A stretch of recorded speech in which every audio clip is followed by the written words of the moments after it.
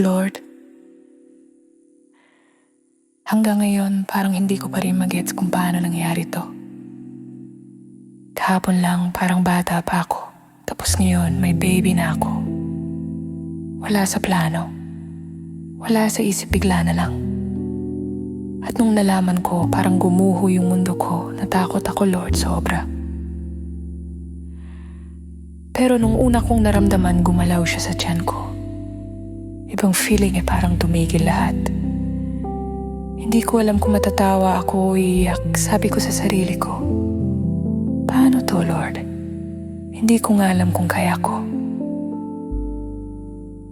Tapos nung nanganak ako, grabe, akala ko mamamatay ako sa sakit.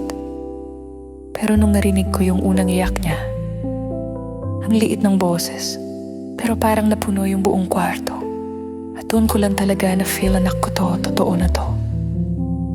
Ngayon, pag tinitingnan ko siya habang natutulog, naisip ko ang laki ng responsibilidad ko.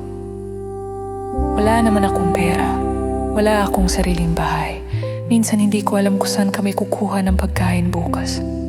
Pero kahit ganun, kapag nakikita ko siya, parang nagkakaroon ulit ng dahilan yung buhay ko.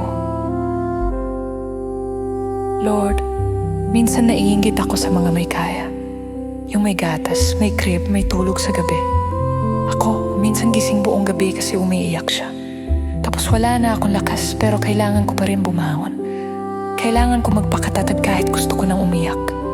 Yung ibang tao, nagbago ang tingin sa akin. Parang kasalanan ng magmahal ang magkamali.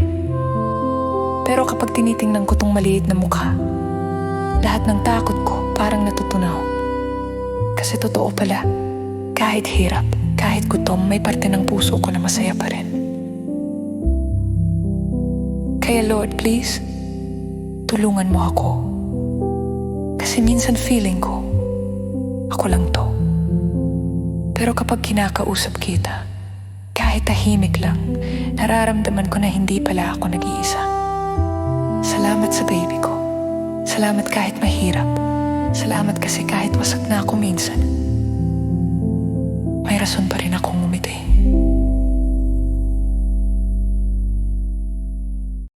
The sons of life,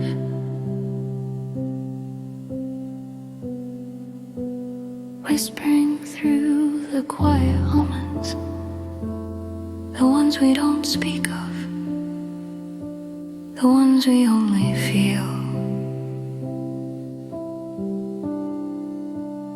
Hey, our humanity,